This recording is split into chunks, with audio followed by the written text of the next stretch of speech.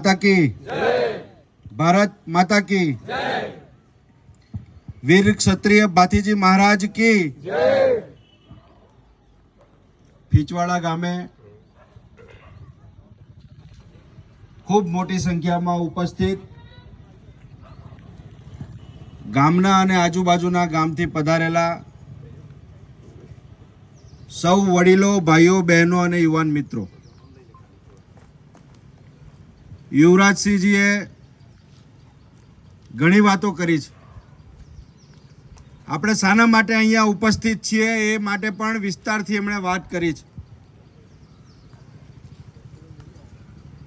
જો કદાચ પુરુષોત્તમ રૂપાલાએ રાજકોટના ઉમેદવાર બનતા પહેલા જો આવું નિવેદન કર્યું હોતે તો કદાચ અહીંયા જે કરંટ અત્યારે જોવા મળે છે એવો કરંટ જોવા નહીં મળતે। કારણ કે આ એ સમાજ છે કે જે સમાજે ભારતીય જનતા પાર્ટીને ખોબે ખોબા ભરીને મતો આપ્યા છે। આજે એ જ સમાજ ફરી એક વખત રાજકીય સમીકરણો બદલવા માટે ઠનગનાટ કરી રહેલો છે અને એની શરૂઆત આ 2024ની લોકસભા ચૂંટણીમાંથી થવા જઈ રહેલી છે। ભલે ભારતીય જનતા પાર્ટી એક ક્ષત્રિય સમાજને અવગણના કરતી હોય, વર્ષો સુધી જે પાર્ટીને ખોબે ખોબા ભરીને મત આપ્યા હોય, એ વિધાનસભાની ચૂંટણી હોય, લોકસભાની ચૂંટણી હોય, સ્થાનિક સ્વરાજ્યની ચૂંટણી હોય, આમ છતાં પરસોત્તમ રૂપાલાની સામે ક્ષત્રિય સમાજનું ત્રાજવું જે છે એના કરતાં એનું વજન વધી ગયેલું છે। આ લડાઈ એ તમારા અને અમારા અસ્તિત્વ માટેની લડાઈ છે। આ લડાઈ ભાજપ, કોંગ્રેસ કે આમ આદમી પાર્ટીની નથી। આ કોઈ રાજકીય સત્તા માટેની લડાઈ નથી, પણ આ અહમની લડાઈ જે છે, અહમ જે સરકારની અંદર વધી ગયેલો છે।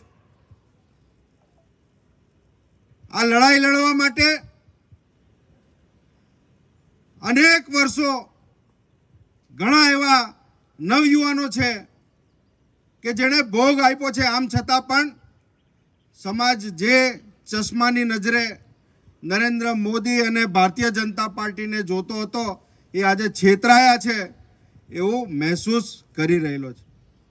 એક સમય હતો કે અમે બૂમ પાડી પાડીને કહેતા હતા કે આ ભારતીય જનતા પાર્ટીના ચાવવા અને બતાવવાના જુદા છે, પણ ત્યારે કોઈ સ્વીકારવા માટે તૈયાર નહોતું।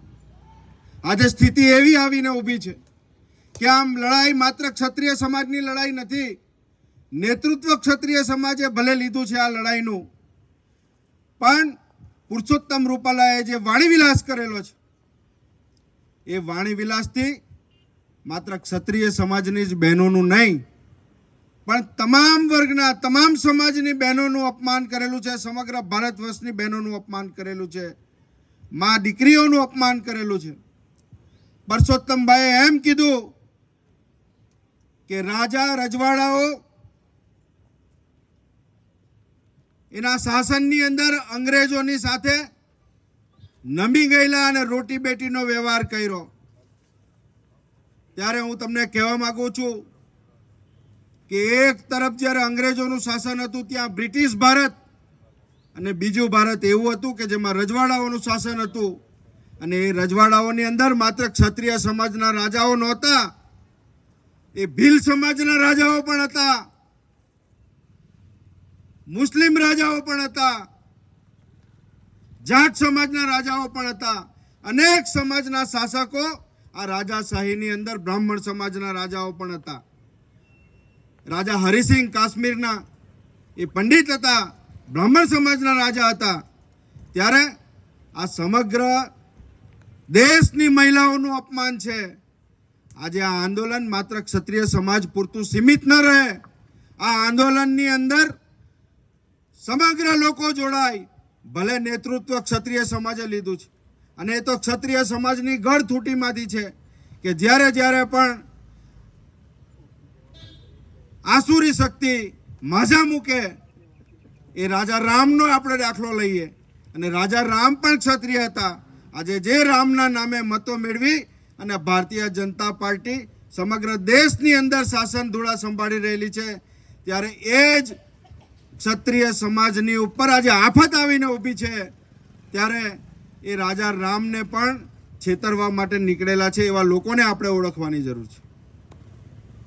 આ આંદોલન માત્ર એક વિસ્તાર પૂરતું, એક રાજ્ય પૂરતું કે સીમિત ન રહે અને સમગ્ર દેશની અંદર આનો કરંટ પહોંચે અને આવનારા દિવસોની અંદર જ્યારે 4 જૂને રિઝલ્ટ આવે, પરિણામ આવે, ત્યારે ક્ષત્રિય સમાજનું જે આ નેતૃત્વ છે એ નેતૃત્વ ખીલે અને જે કચડાયેલો વર્ગ છે, દુઃખી સમાજ છે, એ સમાજને માટે ક્ષત્રિય સમાજે જે આ આંદોલન કરેલું છે એ આંદોલન રંગ લાવે એના માટે આપણે સૌએ કમર કસવાની છે. હું જાણું છું કે અહીંયા જે મિત્રો બેઠા છે, આ યુવાન મિત્રો બેઠા છે, ઘણા એવા યુવાન મિત્રો છે કે જે ભારતીય જનતા પાર્ટીની સાથે પણ જોડાયેલા છે. આમ છતાં એ આજે આ મંચ ઉપર આવીને ઊભા છે. એની પાછળનો એમનો જે અનુભવ છે એ અનુભવના કારણે આજે અહીંયા ઊભા છે. નહીં તો 1 મહિના પહેલા અમે બરણા પાડીને યુવાન મિત્રોને સમજાવતે તો પણ એ સમજવા માટે તૈયાર નહોતા. આ એ લોકો છે કે જે નારી શક્તિની વાત કરે છે, નારીની અસ્મિતાની વાત કરે છે, નારી વંદનાની વાત કરે છે, પણ જ્યારે એ જ પાર્ટીના કોઈ સામાન્ય કાર્યકર નહીં પણ એક જવાબદાર કેન્દ્રીય મંત્રી, રાજકોટના ઉમેદવાર, અને એમ આ નારી શક્તિની જ્યારે ઠેસ પહોંચે એવી વાતો કરતા હોય અને ભારતીય જનતા પાર્ટીનું શીર્ષ નેતૃત્વ ચૂપ બેઠું હોય, 22મી તારીખની એની ફોર્મ ખેંચવાની ડેડલાઇન પણ જતી રહેતી હોય અને મોદી સાહેબ પણ ચૂપ બેઠા હોય અને મારી બહેનોને કંઈ પણ તકલીફ પડે તો 15 પૈસાનો પોસ્ટકાર્ડ લખજો. અનેક બહેનોએ દિલ્હીમાં એમના ભાઈને પોસ્ટકાર્ડ પણ લખીને મોકલ્યા, એનો હજી સુધી કોઈ જવાબ આવ્યો નથી. આવા શાસકોને બહેનોએ પણ ઓળખવાની જરૂર છે. માત્ર લાગણીઓને ઉશ્કેરીને અત્યાર સુધી આ ભારતીય જનતા પાર્ટી અને મોદી મત લેતા આવ્યા છે, ત્યારે આ ક્ષત્રિય સમાજના જે આંદોલન ચાલી રહેલું છે એની અંદર માત્ર ક્ષત્રિય સમાજ પૂરતું જ નહીં પણ તમામ સમાજને સાથે જોતરીને ભારતીય જનતા પાર્ટીની સામેનો જે મજબૂત વિકલ્પ હોય એ મજબૂત વિકલ્પને ચૂંટવા માટે આપણે સૌએ કમર કસવાની છે. ઘણા મિત્રો મને એમ કે સ્વાભાવિક છે કે વર્ષોથી ભાજપની સાથે જોડાયેલા હોય, કમર સિવાય અત્યાર સુધી કોઈને મત ન આપ્યો હોય, એટલે જ્યારે બૂથની અંદર જાય ત્યારે એનો હાથ કાપે. ત્યારે એવા મિત્રોને પણ મારી વિનંતી છે કે તમે નોટામાં આપવાની જે વાત કરો છો એ નોટાનો મત એ સીધો ભારતીય જનતા પાર્ટીને ફાયદો પહોંચાડશે. એટલે તમે તમારી જાતને છેતરવાને બદલે જે અસ્મિતા માટેની આ લડાઈ ઊભી થયેલી છે એ લડાઈની અંદર સીધો મત આ ભરૂચ લોકસભા બેઠક ઉપર ભારતીય જનતા પાર્ટીને જો કોઈ પડકાર ફેંકી શકે એમ હોય તો એ માત્ર ચૈતર વસાવા છે અને એની જવાબદારી અમે લોકો લઈએ છીએ. સીધો મત ચૈતર વસાવાને આપવાનો છે, અપાવવાનો છે અને આ અસ્મિતાની જે લડાઈ છે એ અસ્મિતાની લડાઈમાં આપણે સૌએ વિજય મેળવવાનો છે. જો આમાં કચાશ કરીશું ખાસ યુવાન મિત્રોને તો આવનારા 50 વર્ષો સુધી રાજકીય અસ્તિત્વ તમારું જોખમાવાનું છે. કોઈ પણ પક્ષ પૂછવાનો નથી.